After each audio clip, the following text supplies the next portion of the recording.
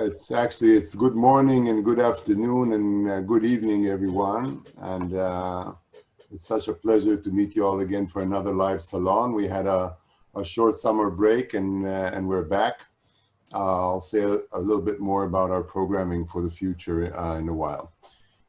Today, we're proud to have with us Senior Curator Adina Kamien, head of our Modern Art Department.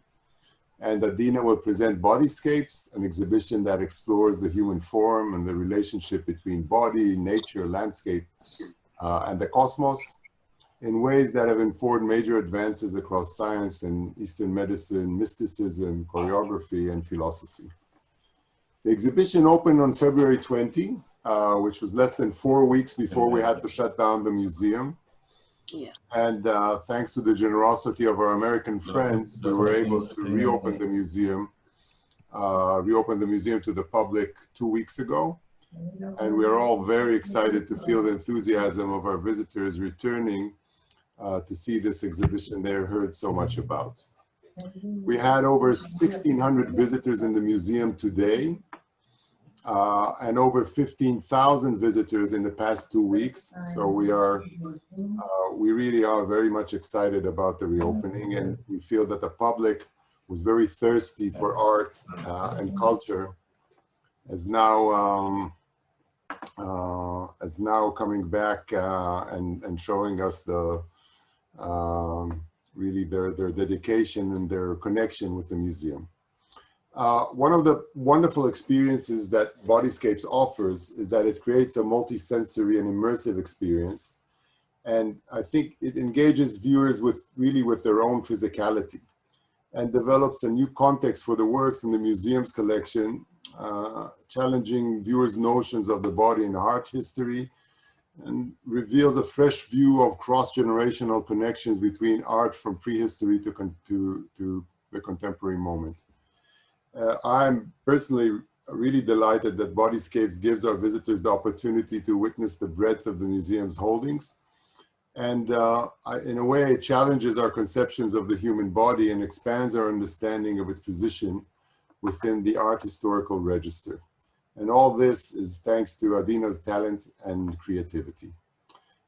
Before we begin, I want to say a few thank yous. I really want to begin by thanking our sponsors for tonight's salon, our dear friends, Marion and Guy Nagar.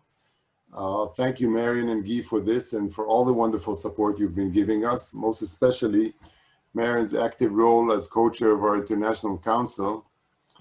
Together, we've been riding the waves of the Corona crisis.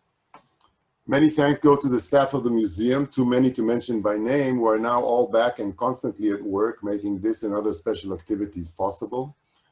Special thanks to Sylvia Rosenberg, Acting Chief Curator of the Edmund Lilly Safra Fine Arts Wing, to Director of International Relations, Rachel Shaul, and of course to Adina herself, who has created for us this wonderful presentation. Thank you, Adina. The success of the Live Salon series has inspired us to make this a permanent feature of our digital outreach program. From today onwards, the program will become a monthly event, and we are now offering sponsorship opportunities. So if you're interested in sponsoring a future Live Salon, we'll be happy to hear from you. And you're invited to contact Rachel Shaul for more details. Next on our calendar, on the 24th of September, Senior Curator of African and Oceanic Art, Dorit Shafir, will present a fascinating account of Nimba and the art of the Baga people.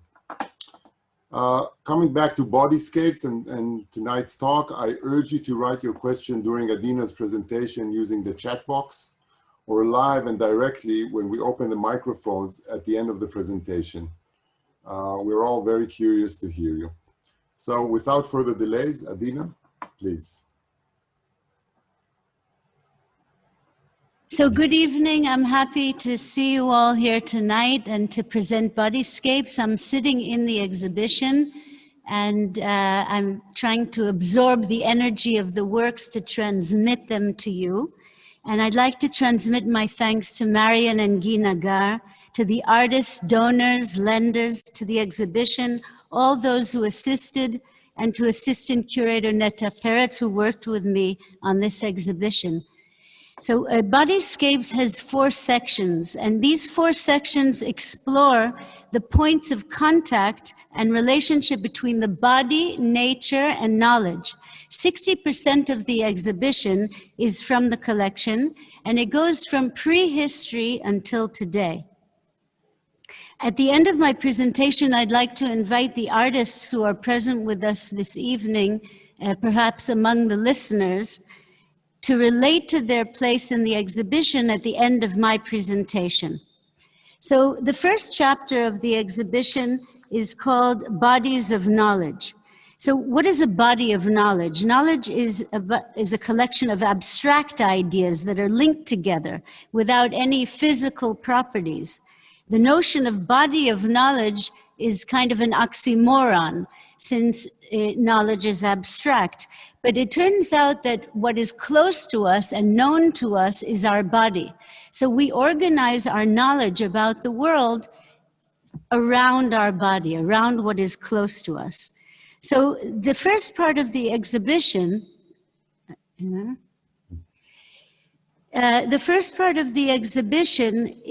shows maps and diagrams from a wide range of fields: cartography, anatomy, mysticism, astrology, cosmography, medicine, and psychology, that all use the image of the human body to display various systems and explain it.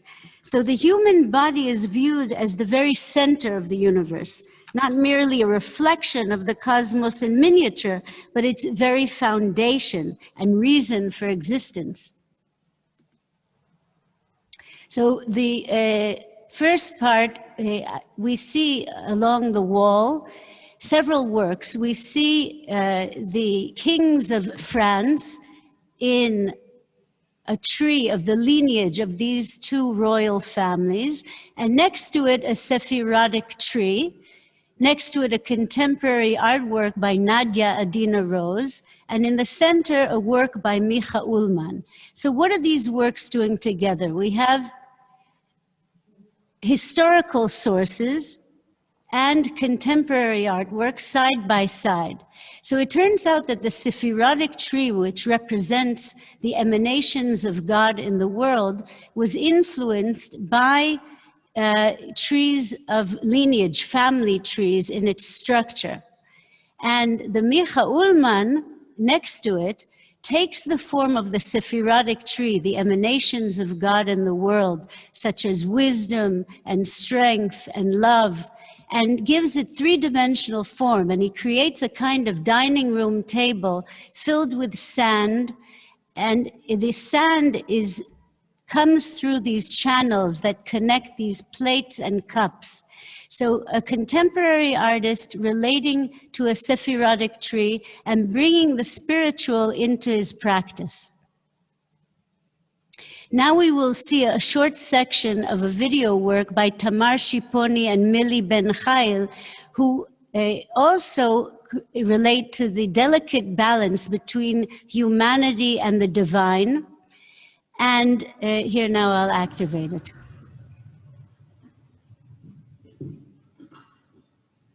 אני לא רואה את עצמי.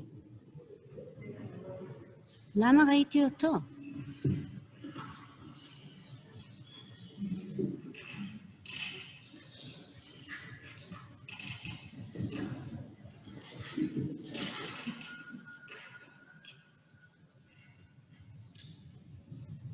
So balancing herself on a boat on the water, Tamar Shiponi juggles a branch of a tree and relates to this delicate equilibrium between man or woman and nature.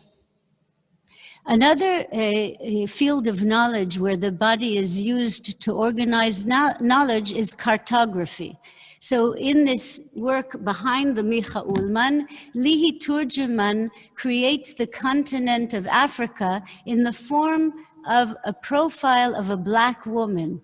And next to it, Michael Drux creates a physical, psychological, and social map that is a three-dimensional portrait turned two-dimensional.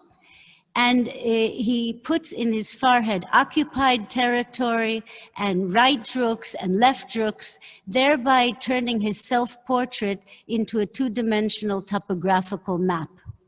Other fields of knowledge where the body is used to map information is these palmistry, where the fingers and its joints are used in Jewish literature to unify or to reconciliate the lunar cycle and the solar cycle.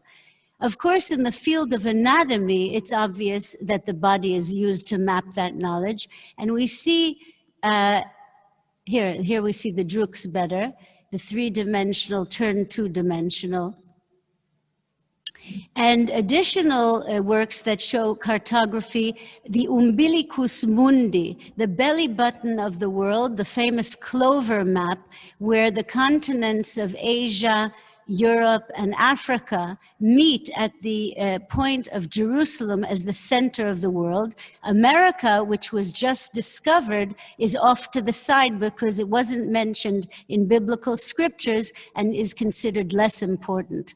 Next to it, a map of morals from 1952. During the Cold War, Russia is shown as a bear.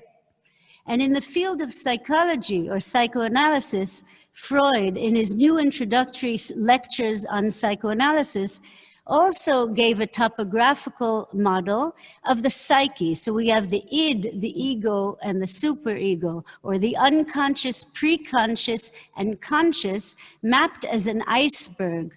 And our relationship to the psyche, the superego, which is above, the ego, and the id, which is repressed below. So like the Sephirotic tree, also in the field of Tantra, the chakras are mapped along the middle line of the body. And here we have a practitioner of Shivite Tantra. This is a sacred work of art, or a sacred piece that's meant to serve practitioners in their tantric practice. And next to it, an acupuncture chart mapping the acupuncture points on the body in a 17th century drawing from China, which I borrowed from the Wellcome collection in London, which specializes in pharmacology and medical artworks and literature. So the exhibition goes from maps in the shape of a body. Here we look at another page from Bunting's book. And here we see a map of Europe shaped as a version, with Spain as the thinking member of the continent. And at the end of the exhibition, we see Manar Zouabi, a Palestinian artist, who maps her existence jumping rope in a puddle of water. So from maps in the shape of a body to the body mapping itself, that's the trajectory of Bodyscapes.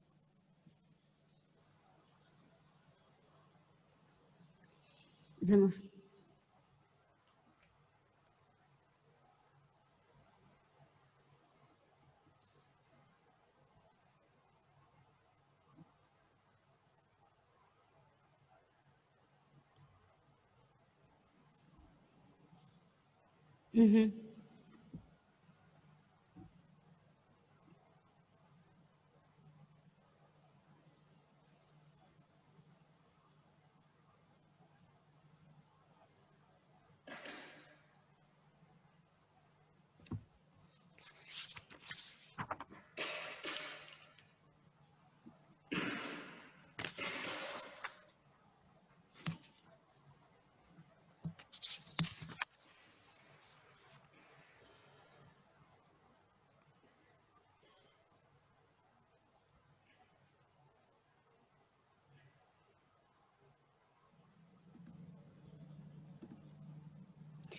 Unfortunately, no longer in the exhibition, but a major loan to the exhibition was this monumental work, 3 meters by 2 meters, by Jenny Saville. And I thank my friend Roberto Nardiello for helping us with this loan, bringing it from Hong Kong.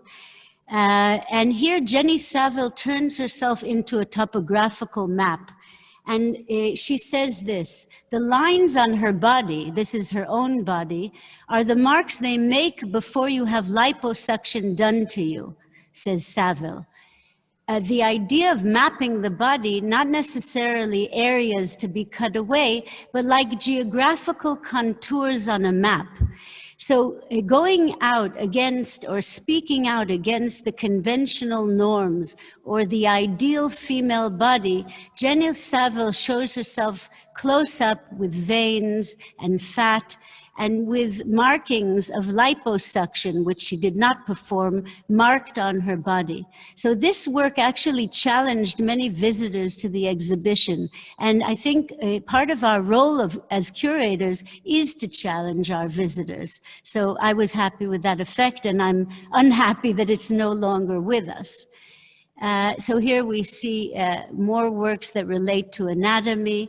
And here another field of knowledge where the body is used to map knowledge is astrology. So the human body is not only personal, but a carrier of meaning. And each area of the body corresponds to one of the constellations in the zodiac and is governed by a certain planet. So Aries corresponds with the human head.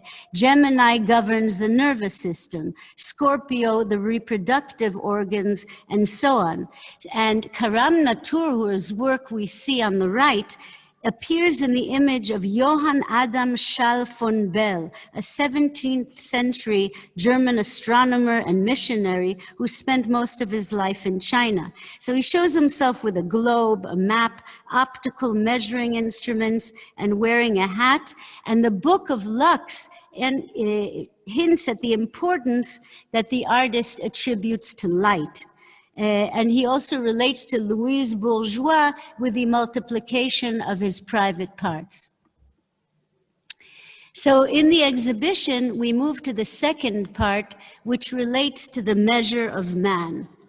And we see Grayson Perry's Mappa Mundi, and now we'll trace its sources. So Gormley in the middle, Samach Shchada on the side.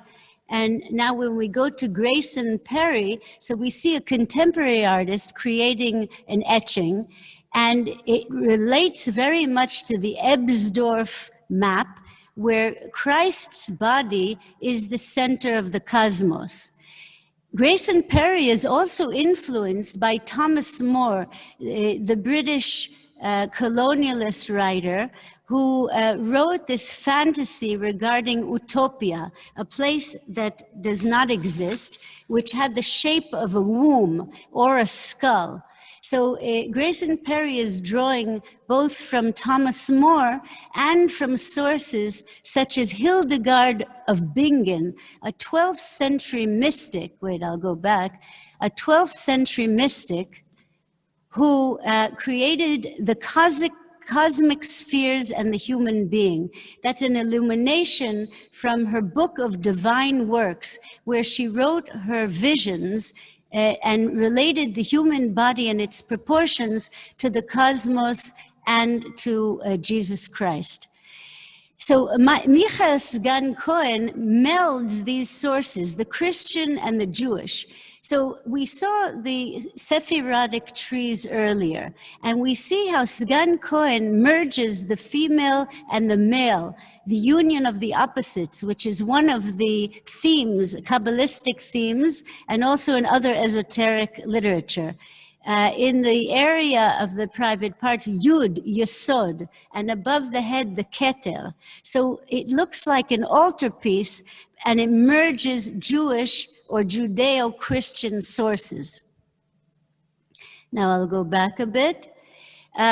Leonardo da Vinci in his famous Vitruvian Man was giving physical form to the famous Roman architect's treatise, Vitruvius. And he relates the male body, doubled here, to the Euclidean forms of the square and the circle. The square, the world of geometry, and the circle, the cosmos. These images influenced artists for many, many generations. And next to Leonardo, we see Robert Flood, a British physician who describes the metaphysical, physical, and technical history of the two worlds, namely the greater and the lesser, that of human beings and that of the divine. It was a time when medicine, mysticism, and religion were interconnected. Even the field of choreography was influenced by Leonardo's Vitruvian Man, and we see Joan Jonas in her performances acting as a kind of Vitruvian woman.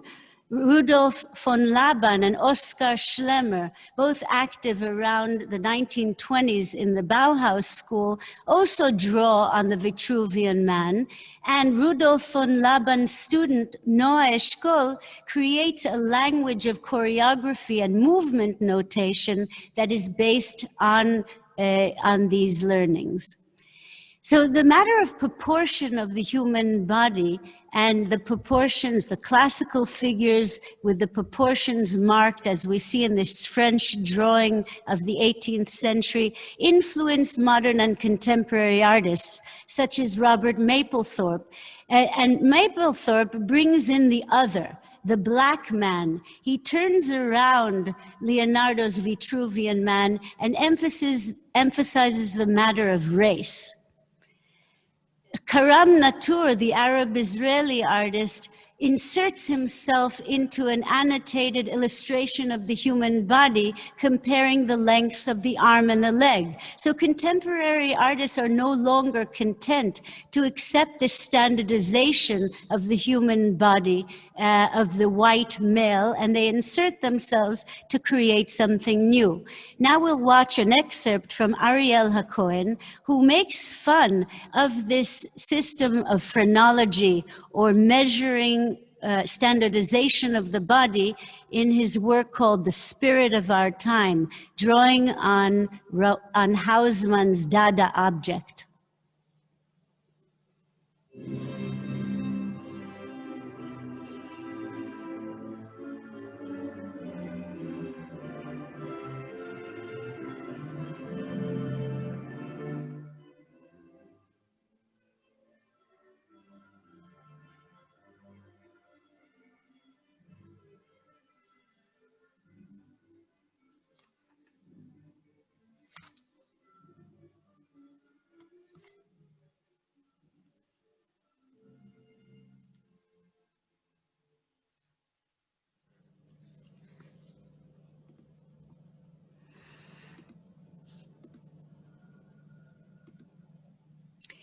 More relationships of modern and contemporary artists to Leonardo's Vitruvian Man. So we saw the other, be it a black man, an Arab man. And here we have women creating Vitruvian women, Efrat Natan posing as the Vitruvian woman, or Rebecca Horn in a performance where she created artificial extensions to her body, scratching the walls with both hands simultaneously.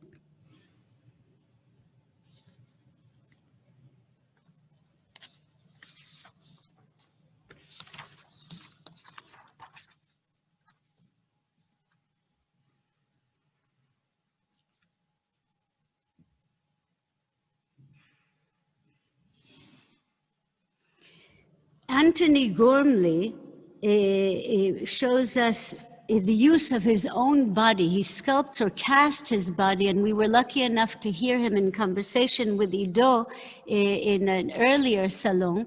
So on the basis of his own body, he is his own material, cast in fiberglass, and then coated in sheets of lead. Lead is a very interesting material. It's both poisonous and protective. We use it in aprons that are used to guard us from radioactivity.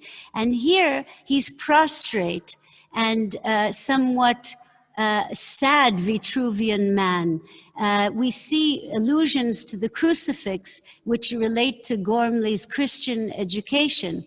And on the right, Samach Shihadi, Palestinian artist, who doubles a female figure. This is a drawing and not a photograph.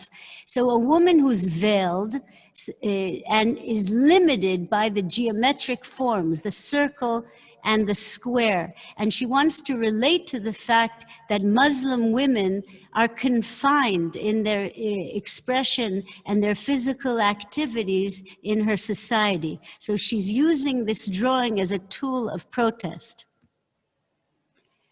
The third part of the exhibition deals with the relationship between the human body and nature. Actually, let me backtrack a little bit. Bill Viola is presented in a room of the exhibition, an instrument of simple sensation, where the body is mapped from head to foot or foot to head. The head is represented by a porcelain vase, which is then inverted in projection by a magnifying glass, the way our eye or our retina inverts reality. A heart that is pumping on the monitor in the middle of the space is reflected in a pool of water in the dish. And the feet are represented by the rock, the grounding. So a wonderful installation by Bill Viola, again, part of the museum's collection. So the third part of the exhibition, Human Nature, brings us into the analogies between the body and nature. On this wall, we see from left to right, Wangechi Mutu, a Kenyan artist active in Brooklyn. A Kenyan artist who uses pages from a Victorian medical atlas, histology of intrauterine tumors. And she creates collages on this atlas, bringing in images of Black women. She uses magazines from the world of fashion and pornography. She created the facade for the Metropolitan. I'm sure many of you have seen it. Next to her, a work by Louise Bourgeois, which relates to the weaving trade of her family, and it's a hybrid between animal and human. Louise Bourgeois created in this way a kind of hybrid self-portrait. And she is the spiritual daughter of Georgia O'Keeffe, who is presented next to her. So we have the female body represented by flora and fauna, and hybrid between the body and flora and fauna. Here we see details of this histology of the different classes of the uterine tumors, generously lent by Mickey Tiroche.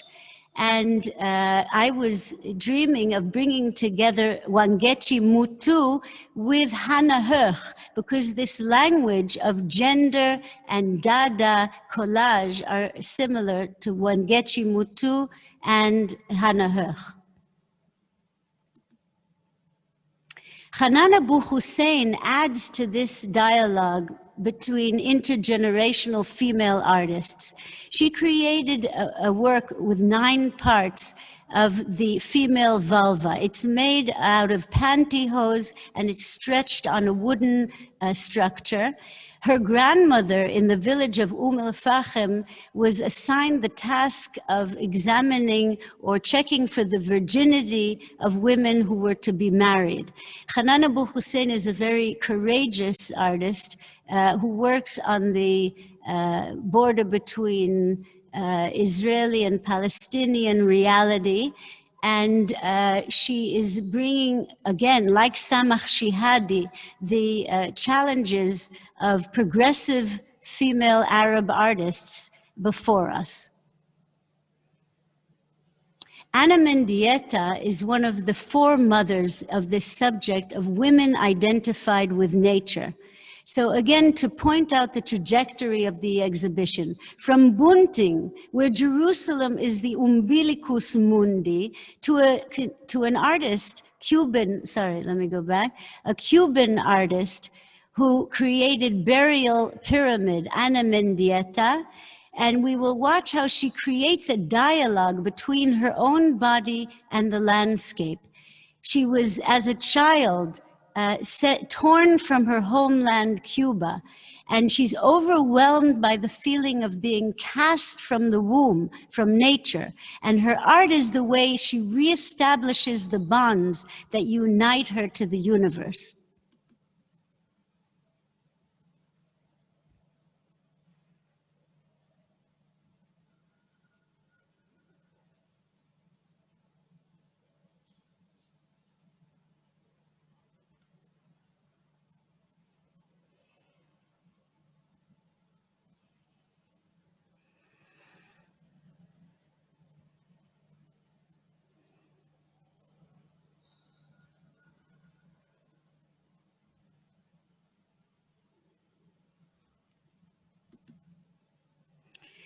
So Anna Mendieta is a direct continuation, although many millennia later, of these fertility figurines. She's trying to draw on the energy of Mother Earth, Mother Nature, and from Mexico, from the land of Israel, from 12,000 years ago, 8,000 years ago. I borrowed from the curators of prehistory these fertility figurines that from the beginning of the agricultural civilization, about 12,000 years ago, we have deities that were worshipped. So Mother Earth, and here the tree of life, so a fertility figurine in the shape of a woman tree. And then the woman is reduced to the bare minimum. You have this vaginal triangle that represents woman, and next to her, the man with the slits of the eye and just a dot for the nose, which could look like a Brancusi sculpture. And we'll see the influence of such works on biomorphic sculptures by Henry Moore and Jean Arp.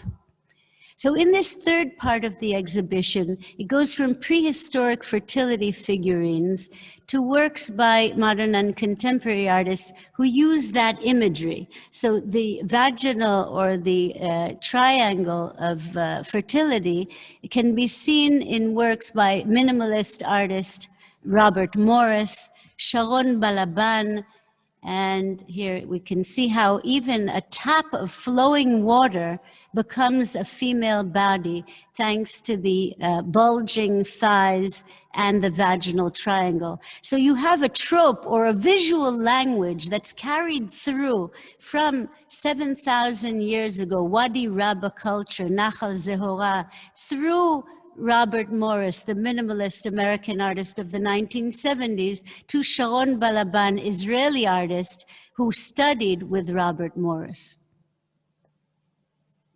And Anna Mendieta also relates to that same trope when she tracks her existence in blood.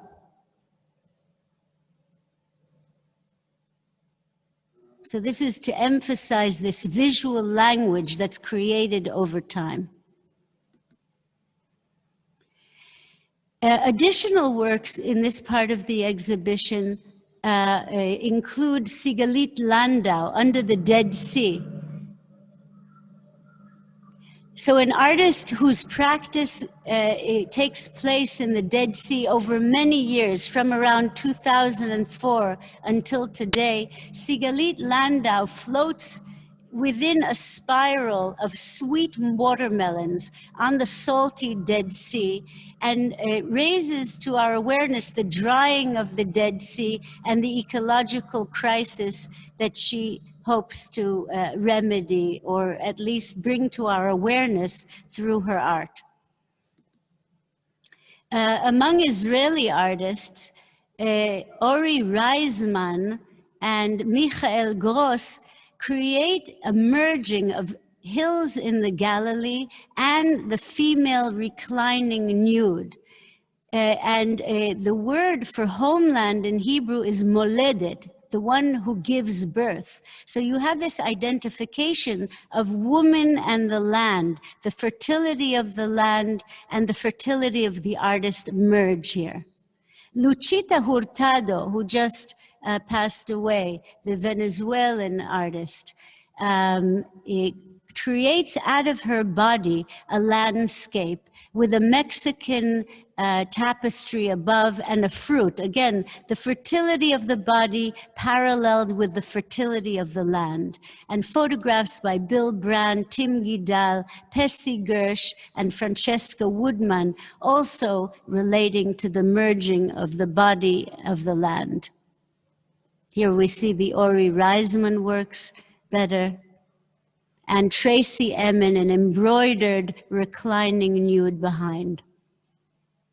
Here we see the part of the full work by Hanan Abu Hussein and additional artists, where we have things doubling as face, body, and nature becoming one.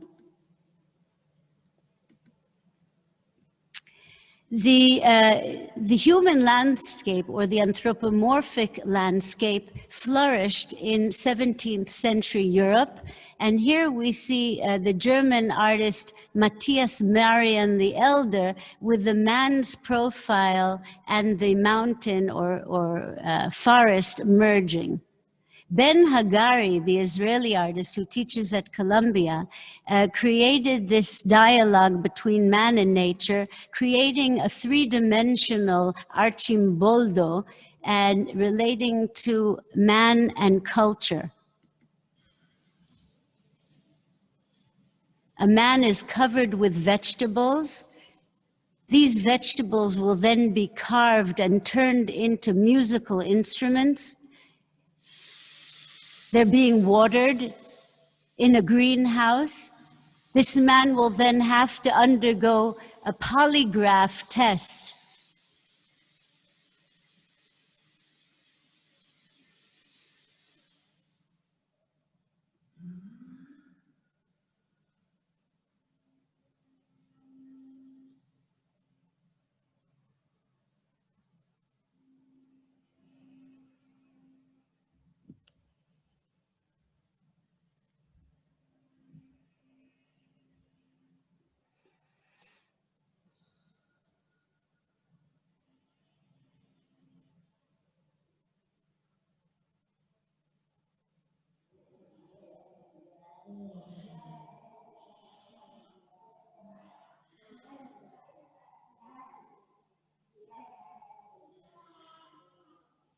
So an expansion of the relationship between man and nature with this humorous carved vegetables becoming instruments.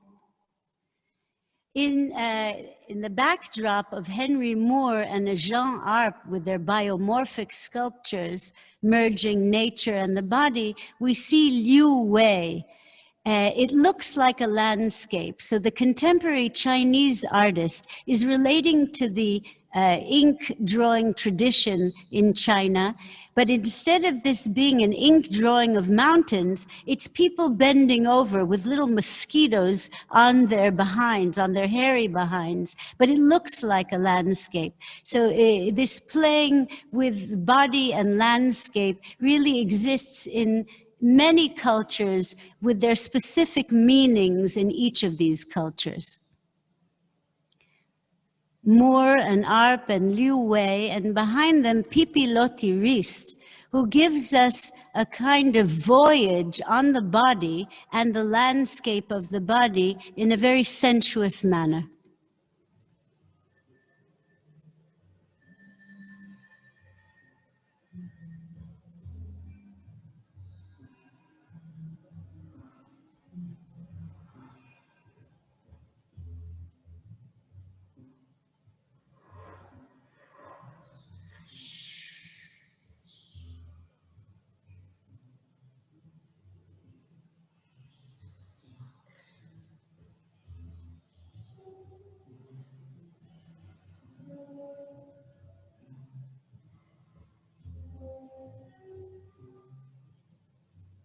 So this parallelism of the pores of the body and the texture of the orange. There are parts that remind us of L'Origine du Monde of Courbet. the body in the fourth part of the exhibition, which is called body of work normally relates to what an artist has produced in his or her career. But here in body of work, in Bodyscapes, it is the body that is the tool for creation.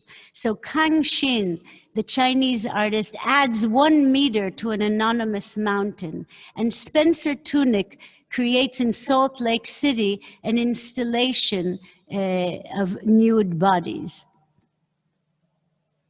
Here we have the legacy of artists, female artists of the 60s and 70s, Karoli Schneemann's Vagina Scroll, and Janine Anthony, whom we'll see, who creates a work by putting mascara. She created it for the exhibition. She put mascara on her eyelashes and blinked 1,200 times to create the work. So the body is the tool of the art creation.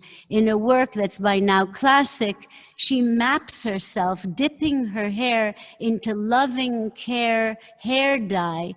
And here she relates to Jackson Pollock and the male tradition of abstract expressionism. So rather than dripping from tools, she turns her body into the tool of creation and creating a painting on the floor by mopping it with her hair covered with hair dye.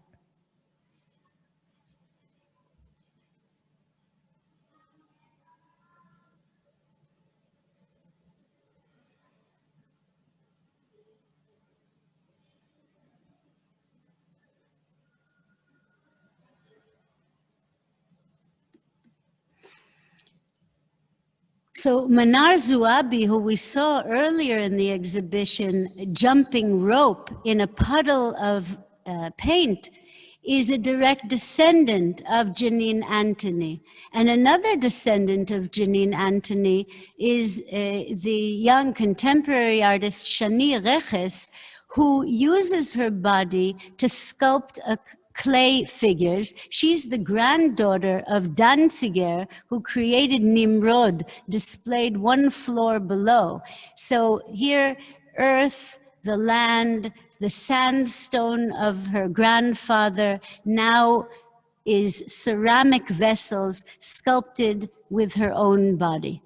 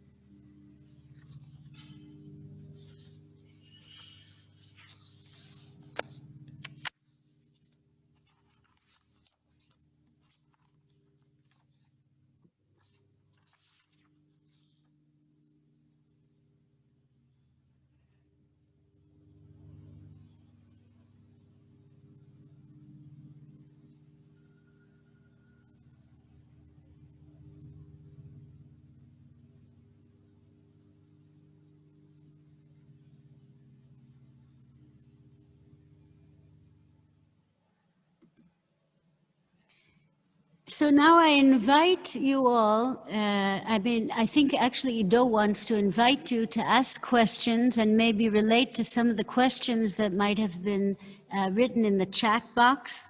Now you've seen Bodyscapes, and I welcome questions and participation of artists who might be with us this evening.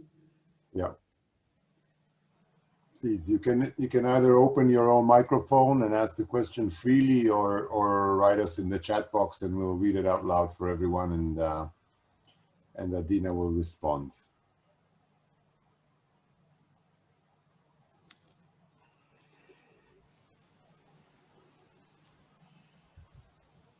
If there aren't yet questions, I see Glenn Sucho, an artist who is participating in the exhibition, and I'm interested to hear how it is for you to be part of this exhibition, to be part of this kind of broad context. Thank you, Adina. Well, of course, it's very exciting to be in exhibition. You Can you hear me? Yes, yes, we hear you very well. I was saying it's very exciting to be in an exhibition of this scale and magnitude and reach, I suppose, which goes back, as you said, many thousands of years and forward to a group of young contemporaries working in Israel today very thoughtfully in this tradition of the body. I was thinking during your talk about parallels between map making and anatomical diagrams. And as you know, Adina, I've been really quite involved in thinking about and drawing from Leonardo's anatomical studies, in particular a wonderful drawing called The Principal Organs and Vascular and Urogenital Systems of a Woman, made in 1507, around the time that he's also making those great Virgin in the Rocks drawings and the two oil paintings, one in the Louvre and one at the National Gallery in London. But for me, there was a curious synergy, relationship between that very layered drawing of Leonardo that's made still with limited knowledge of the anatomy that he's drawing, and a wonderful mappamundi at Hereford Cathedral that we simply refer to as the Hereford Mappamundi of 1300, which is also a highly layered system of drawing. It feels like gossamer layers of marks that are placed one over the other. And so this idea of a journey through and into the layers of the drawing was fascinating. It interested me very much. And this is what I've tried to do in my own rather modest recreation of the Leonardo, using aqueous material, translucent, transparent materials. But to see those ideas developed as you have in this great space of the Israel Museum, in this very multidimensional project that involves film and sculpture and earthworks and bodyworks and installation and movement and drawing, of course. It's been absolutely fascinating. And I also wanted just to congratulate you and the museum on this superb catalog.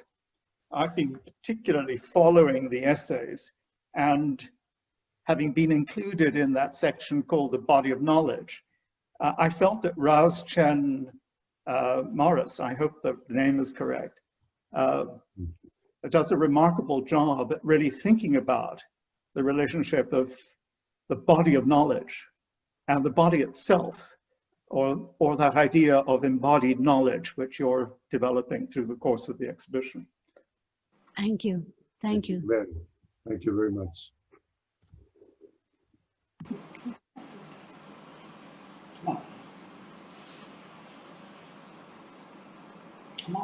Are there any other questions? Adina, hello. Hi, Marion. Yes. I want to thank you. I feel so privileged to be part of this wonderful talk that you've given. And I think the fact that we're in the Israel Museum and that you're going from the collection of prehistory up to contemporary art is giving us this wonderful feeling that we're in the museum enjoying every department possible. And it's what we need and what we feel. And we feel very proud that you put together such an exceptional exhibition. Thank you. Really, it's a fascinating subject, and I think it has so many ways that it can be expanded further in the future with the collection that we have. So I want to thank you so much for picking up on this subject. I think it's fascinating, and it really is something that we can, all relate to in our own lives. Thank you so much, Marion. Mm-hmm. Eddie Sterngold, I see that you wrote something. Yeah. Eddie, do you want to ask the question, or should I read it from the chat? No, you can read it. You can read it, of course. Eddie is asking, he's saying, He's really congratulating Adina for an amazing and original exhibition and thanking her. And one question he has is the work from Michael Sgan Cohen with the crown has a lot of similarities with Basquiat. Any formal connection? So that's a very interesting question. Yeah, it's very interesting, and I haven't researched it, but exactly 1983, he uses the same crown that Basquiat is using. They're both in New York at the same time, and I have to look into a possible acquaintance between the two. I haven't yet done it. Eddie, you do it. Yeah. Okay, I'm looking at the chat. There are more thank yous from Ronit Widman-Levy and Caroline Davidovici, our friend from Paris. And we're open for more questions or thoughts or contemplations. Are there any more of the artists with us this evening? I can't see everyone. Yeah. Hi, Adina. Oh, Ben Agavi. Yay. Thank you for the beautiful presentation, and it's amazing to be part of this. I have a question. Can you tell us kind of what was your starting point for the exhibition? What was the first work you were thinking about? In this show, it's less clear to me a certain moment. I think it was around Jenny Saville's plan. How I think that helped me connect the issue of body and mapping.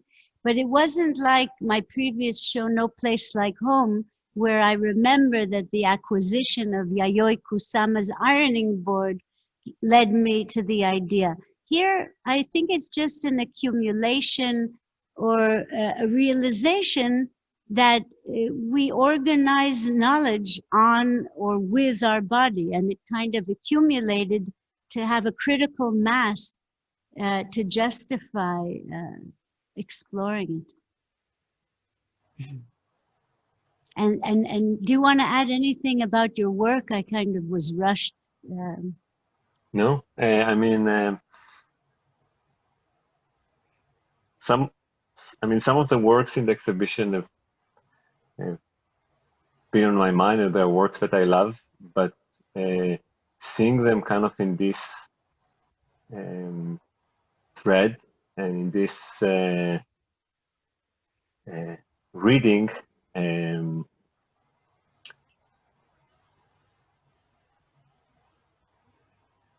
of I suddenly see a very deep connection that I wasn't aware that have been there all the time, but suddenly makes it very clear and sharp for the way you have you've organized the show. For me, I kind of took out this project of the vegetable man or fresh, this idea of a body inside kind of this Archimboldo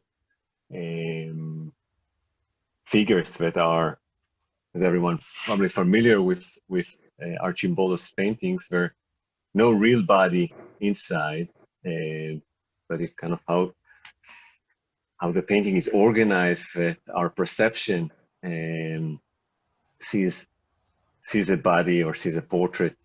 And I was interested to place a real body, a real breathing body inside, and in that way to further ask questions about perception.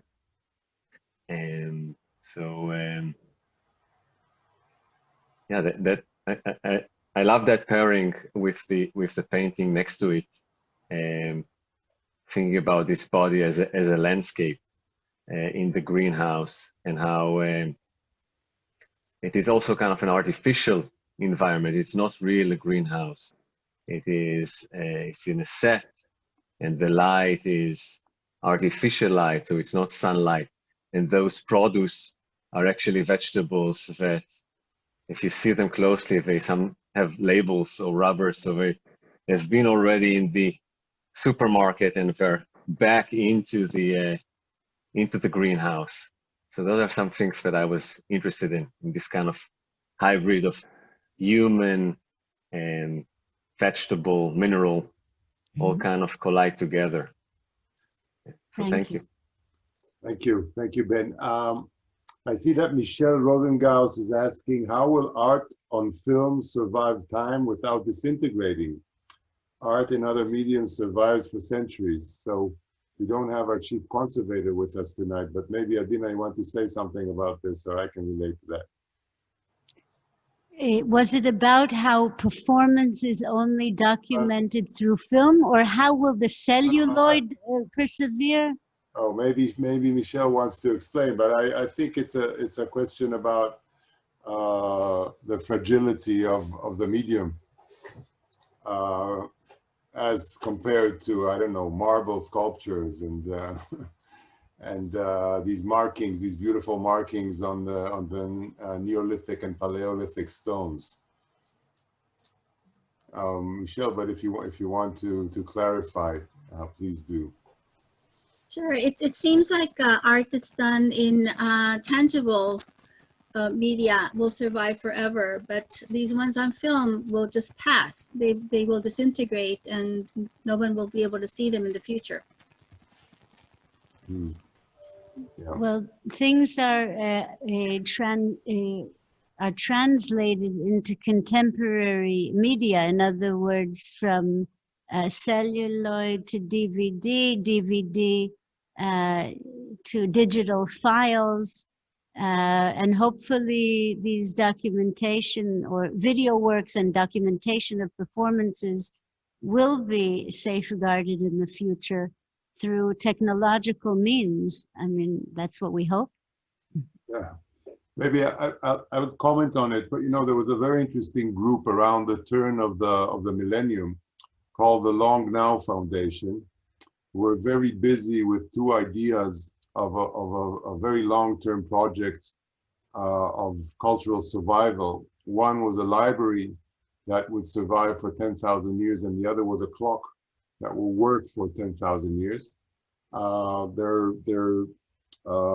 designs for the clock, I think, are kept in the Science Museum in London on display. It's quite fascinating. But regarding the library, there was a big debate whether libraries survive in places where people want them to survive and keep them, so in urban areas, in cities, or rather, since we know that most cities have gone through continuous cycles of destruction, actually the best place is for libraries to be forgotten and rediscovered in the desert, a little bit like our Dead Sea Scrolls. And one of the aspects of their work was research into what is the most durable media for digital media, because I think that's also in the heart of this question. And at that point in time, I'm not sure if it's still so today, I believe it is, the most durable way to keep digital media was on a granite disc. So an etching on a piece of stone, which I find very beautiful because it means that still in the passing between into the 21st century, we're still sort of looking at stone as the most durable material to keep our culture or keep our information. So maybe that's the future of film in stone. And I see that Sharon Balaban is with us, and I think maybe Sharon wants to relate to her work, or maybe even to this this fascinating subject. Hi, It's Sharon. actually, hi everyone, and thank you very much, Adina, for this amazing talk. It was a great honor for me to be part of the show, a real dream to work with Adina in the museum. You said something really interesting about stones, and I'm featured near these amazing figurines, which was, it's kind of inconceivable for me, because when I did this work, tap, I was washing dishes and just closing the tap, and it didn't close all the way, and then this figurine appeared in the water, and I was thinking of these figurines immediately. And then, you know, cut to some years later, them showing near these figurines in the amazing Israel museums. Israel Museum is really, it was really really, really fascinating, very kind of a deep moment for me as an artist. And of course, also a really nice, really amazing spot between them and Robert Morris, which I studied with him in New York. So, and I'm very interested in this period of time where he worked in New York in the 70s. And all the artists, as Ben said, that I'm looking up to, that are part of my influence as an artist, are in this show. And it's amazing to see the body of knowledge of Adina, you know, creating this amazing research and to be part of it. So thank you. Thank you. Okay. Sagi Rafael is asking, does this exhibition have a view on political or religious limitations being forced on bodies as resistance to abortions or orthodox, traditional, and contemporary dress codes? Wow. Kadima, Adina, this is for you. Well, throughout the presentation, I gave a few examples of how the artists make political or social statements. I pointed out Jenny Saville and her body politics and feminism. I pointed out Samach Shihadi's revolt against the limitation of women, and the same with Hanan Abu Hussein, Karam Natur in a different way, and Ariel HaKohen as a religious gay man. Also this issue of policing and standardization of the body and the other body. So yes, there are issues of gender, of politics, of environment. Many artists trying to use their work to talk about issues of climate and the environment and abuse of the environment. So I guess all of it exists, and I only mentioned the contemporary artists, but each artist in his or her time, because the earlier works were forms of expression with political, social matters as well. We're just more attuned to what talks about our own time. Yeah.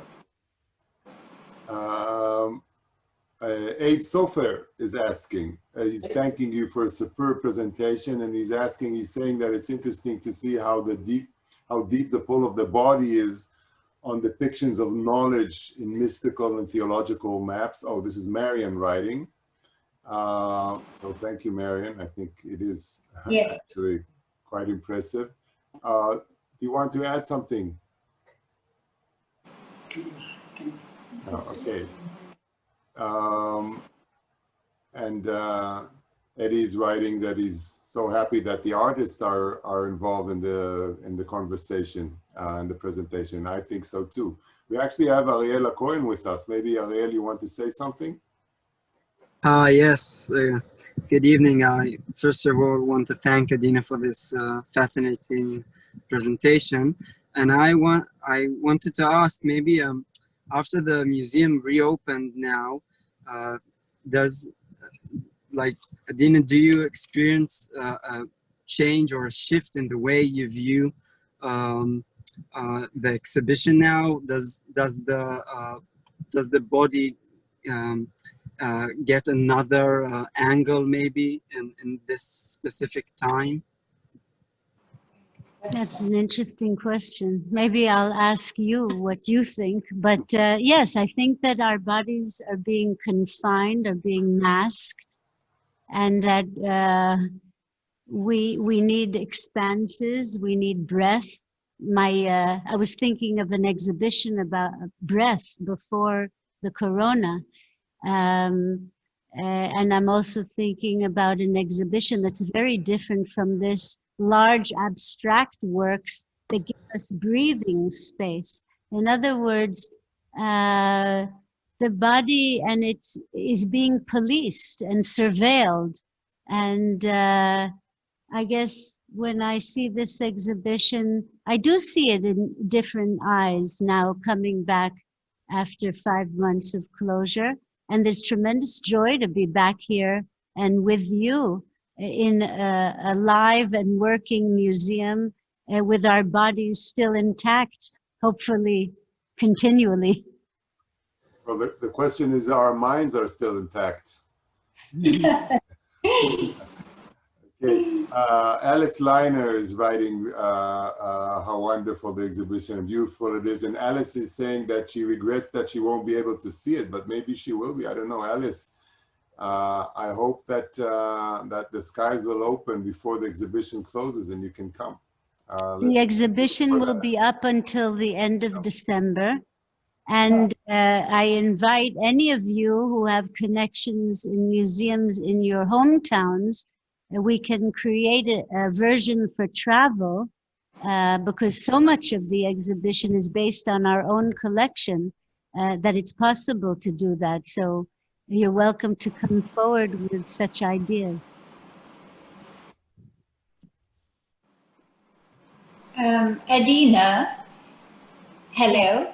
Hi. Adina, please. I just wondered, I mean, this exhibition obviously is very comprehensive and a lot of female artists, a lot of male artists, but wouldn't you say there's quite an interesting psychological aspect to the way women actually render their bodies and show their bodies? And very often there's a kind of almost tortured relationship with their body. I find with certain artists like Jenny Saville or Louise Bourgeois and Mendieta, and you know, there are several artists that I'm looking at, Rebecca Horn, where I feel there's quite a kind of conflict within themselves when they show the female body. Mm-hmm. Yeah, I think you're right. I think that when the female body is the subject of the male gaze, it's more often idealized. Let's think again of Ori Reisman merging the mountains and valleys with the curves of the female body. And we can go back to, if you think of Saville and you compare her to Rubens or Freud, well, no, Freud is not a good example, but Rubens, you're right, there is something tortured when one is using one's own body as a tool. Maybe I could ask Ariella Cohen, who uses himself as his subject matter. Do you have any thoughts on Marian's question?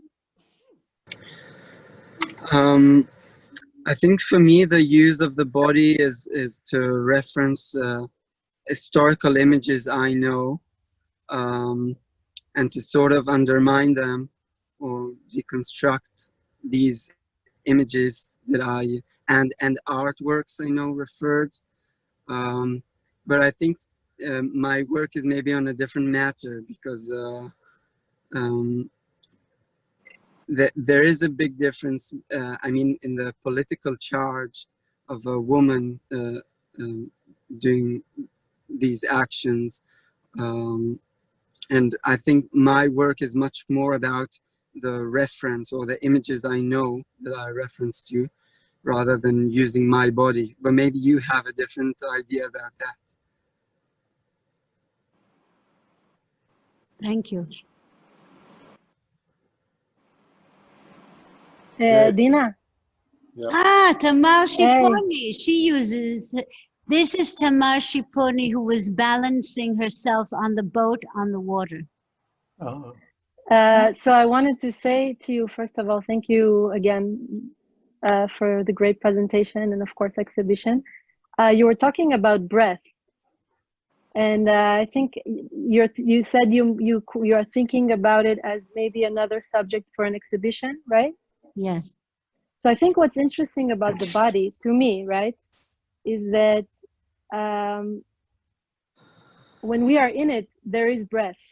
So it is alive only through this breath. And I think it's not by chance that in Hebrew the word neshima, which means breathing, is the same word as neshama, which is the spirit.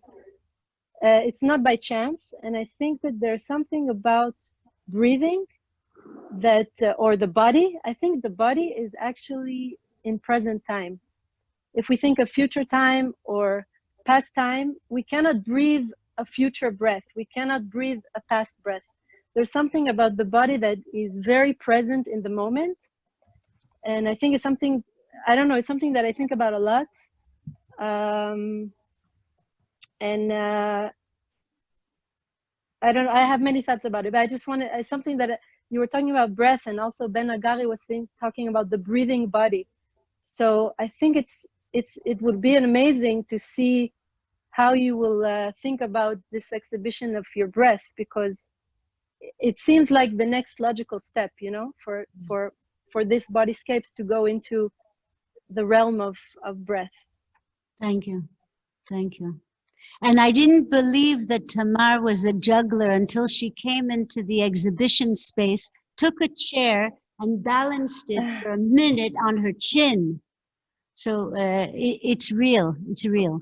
And I'd like to take, Glenn Sucho mentioned the exhibition catalog, and I encourage you perhaps to acquire a copy. And I'd like to thank Nancy Wald, who has made all the publications of the Modern Art Department possible. So Nancy, in memory of her parents, has supported and funded this catalog. And the exhibition was made possible by Grace Frankel and Hans Salzer Levy, the Ayala Zaks Abramov Fund, and the donors to the Israel Museum's Exhibition Fund. And we still hope, despite Corona, to have a conference and performances related to this exhibition, Bodyscapes. And Joan Lessing is generous over all these years to support the conferences that accompany the exhibitions of the Modern Art Department. So thank you to all our supporters. Yeah. Okay, so thank you very, very much, everybody. I think we had a lovely day out, or a lovely afternoon out, or a lovely evening out. And of course, as usual, this presentation will go online on our website soon. It usually takes a few days. And you're welcome, of course, to direct people towards it if you found it interesting. And we'll see you, if not earlier, we'll see you in a month. Oh, we will see you earlier, because we have a special event for Rosh Hashanah. We'll have a toast for Rosh Hashanah soon, and Rachel will send you all the details. And we have a special program for that as well. And then in our next salon, we'll go and visit Africa. So thank you very, very much, Adina. I think thank you, Ido. Splendid, and see you all soon. Bye-bye. Bye-bye.